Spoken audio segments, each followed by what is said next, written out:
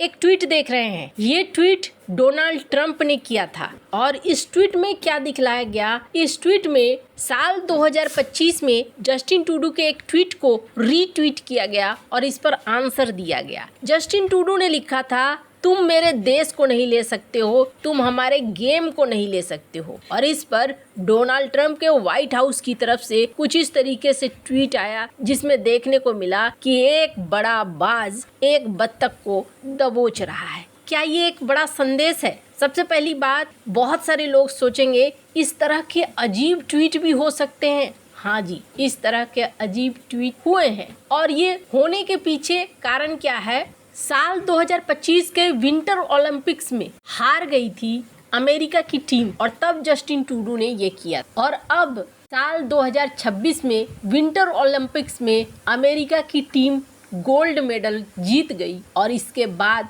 22 फरवरी 2026 को ये ट्वीट किया गया। अमेरिकी ईगल और एक कैनेडियन गूज पर हमला करते दिखा। ये पोस्ट काफी वायरल हुई। कई कैनेडियंस ने इसे बुली माना। ट्रंप ने ट्रूथ सोशल पर एआई वीडियो भी पोस्ट किया था जिसमें खुद को हॉकी खेलते दिखे। इस तस्वीर के अलावे बहुत सारी चीजें कनाडा और अमेरिका के बीच में चल रही हैं, लेकिन अचानक से कनाडा के पीएम ऑफिस से एक ऐलान आता है। कनाडा के पीएम कार्नी भारत आ रहे हैं और एक नया क्वाड बना रहे हैं और इस नए क्वाड के बाद हलचल मची है कि क्या अमेरिका को ही साइड कर दिया जा रहा है और क्या है जिसका संकेत कनाडा ने बहुत पहले दे दिया था। जियोपॉलिटिक्स में बहुत कुछ चल रहा है। हमेशा की तरह वर्ल्ड मिरर के इस एपिसोड में जानने को मिलेगा बहुत कुछ, इसलिए वीडियो को अंत तक जरूर देखें। डोनाल्ड ट्रंप कनाडा के पीछे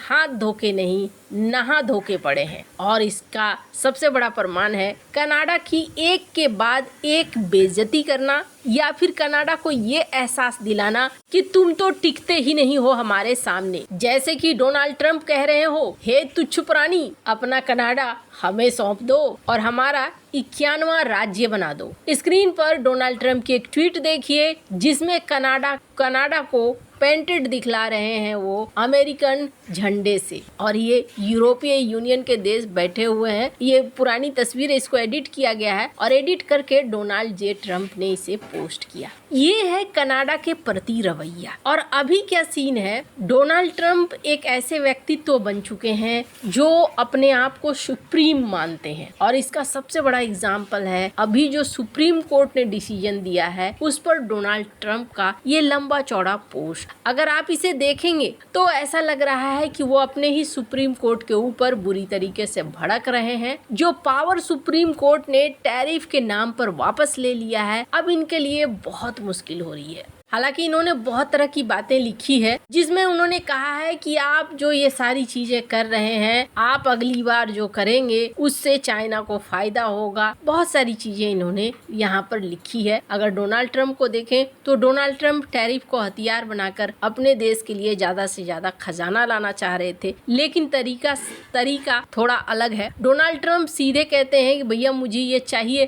तो मैं लूंगा। और सबसे बड़ा कष्ट इन्होंने कनाडा को दिया। कनाडा के मार्क कार्नी ने दावोस सम्मेलन में ये साफ कर दिया था कि मिडिल पावर को आगे आना होगा। इन्होंने एक बड़ा अच्छा उदाहरण भी दिया था, इस वीडियो में सुन सकते हैं आप। 1978, the Czech dissident Václav Havel, later president, wrote an essay called "The Power of the Powerless."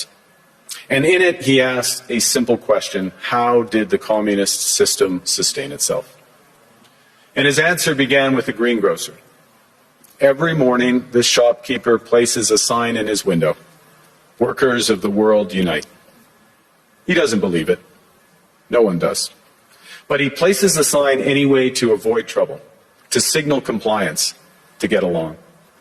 And because every shopkeeper on every street does the same, the system persists. इसमें वो कहते हैं कि देखो, तुम गलती में, गलतफहमी में जीना बंद कर दो कि सब कुछ ठीक है, सब कुछ एक है। ऐसा नहीं है।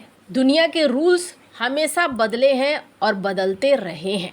बड़े देश छोटे देशों का इस्तेमाल करते रहे हैं, रूल्स को अपने हिसाब से बदलते रहे हैं। G20 की मीटिंग आपको याद है, साउथ अफ्रीका में हुई थी ये मीटिंग, और इस मीटिंग में आपको देखने को मिला था ये 3 लोगों के तस्वीर और एक गठबंधन का ऐलान हुआ था, जिसमें इन 3 देशों ने आपस में साथ आने का फैसला किया था, ऑस्ट्रेलिया, कनाडा और भारत। लेकिन अब इस बार मामला इससे कहीं आगे निकल गया है और इस मामले में ये देखने को मिल रहा है इसमें जापान की भी एंट्री हो रही है। खुद कनाडा के पीएम की तरफ से एक मैसेज डाला गया, इस मैसेज को देख सकते हैं आप, जिसमें इस बात का उल्लेख किया गया कि चारों देश साथ आ रहे हैं। अब यहाँ सवाल ये उठता है कि चारों देश साथ तो आ रहे हैं, लेकिन यहाँ अमेरिका नहीं है। क्या अमेरिका के बगैर एक क्वाड का निर्माण हो रहा है? तो हाँ, इसका संकेत कार्नी ने पहले ही दे दिया था। ये क्वाड जिसमें अमेरिका नहीं है, लेकिन भारत, ऑस्ट्रेलिया, जापान है और कनाडा है। इसमें एक तरीके से सोचने वाले देश एक साथ आते हुए दिख रहे हैं। कनाडाई प्रधानमंत्री कार्यालय के बयान में कहा गया कि ज्यादा बटी हुई और अनिश्चित दुनिया में कनाडा की नई सरकार इस बात पर फोकस कर रही है कि हम क्या कंट्रोल कर सकते हैं। हम एक ज्यादा मजबूत, ज्यादा स्वतंत्र, ज्यादा लचीली इकोनॉमी बना रहे हैं। इन मकसदों के लिए प्रधानमंत्री मार्क कार्नी ने ऐलान किया कि वो 26 फरवरी से 7 मार्च 2026 तक भारत, ऑस्ट्रेलिया, जापान जाएंगे, ताकि ट्रेड, एनर्जी, टेक्नोलॉजी और डिफेंस में कैनेडियन वर्कर्स और बिजनेस के लिए मौके खोले जाएं। खैर, अब आप सोचेंगे कि एक 4 देशों का नया फॉर्म हो रहा है, ट्रम्प वाले, अमेरिका वाले क्वाड का क्या हुआ? तो अमेरिका वाले क्वाड को लेकर कहा जा रहा है कि भैया मीटिंग शीटिंग हो रही है। अभी क्वाड को लेकर डोनाल्ड ट्रंप के ऊपर दबाव भी बनाया गया कि भाई आप मार्च में जा रहे हैं चाइना जाने से पहले आप क्वाड की मीटिंग कर लीजिए। लेकिन ऐसा लगता नहीं है कि डोनाल्ड ट्रंप अभी करेंगे। पहले वो चाइना जाएंगे, चाइना को समझने की कोशिश करेंगे चाइना में बात बन जाए। लेकिन अगर चाइना में बात नहीं बनती है तो फिर वो वापस आएंगे और फिर वो भारत आएंगे और तब क्वाड में हो सकता है कि नई रणनीति बननी शुरू हो। अब अमेरिका अपने हिसाब से क्वाड चलाएगा, ये बात है। अमेरिका क्वाड को छोड़ेगा नहीं, ये बात तो पक्की है। लेकिन ये जो नया क्वाड बन रहा है ये भारत के लिए ज्यादा अच्छा है। क्यों भारत के लिए ज्यादा अच्छा है? इसलिए अच्छा है कि जो 4 देश शामिल हो रहे हैं, ये 4 देश दुनिया पलटने की ताकत रखते हैं। अब आपको एक बार को लगेगा कुछ ज्यादा बोल दिया क्या? नहीं, आप खुद सोचिए। कनाडा, ऑस्ट्रेलिया वो देश हैं जिनके पास सारे रेयर अर्थ मिनरल्स हैं, और वहीं दूसरी तरफ जापान वो देश है जो टेक्नोलॉजी में महारत हासिल करके बैठा हुआ है और आगे बढ़ रहा है। भारत वो देश है जिसके पास एक बड़ा बाजार, एक बड़ी जनसंख्या, एक स्टेबल इकोनॉमी है। अब आप सोचिए, अगर रणनीति, रूपरेखा, सब सारी चीजों को पलटना हो तो क्या इतनी चीजें काफी नहीं है? आपको क्या लगता है? कमेंट कर अपनी राय जरूर बताएं। जल्द मिलते हैं अगले वीडियो में नई खबर के साथ।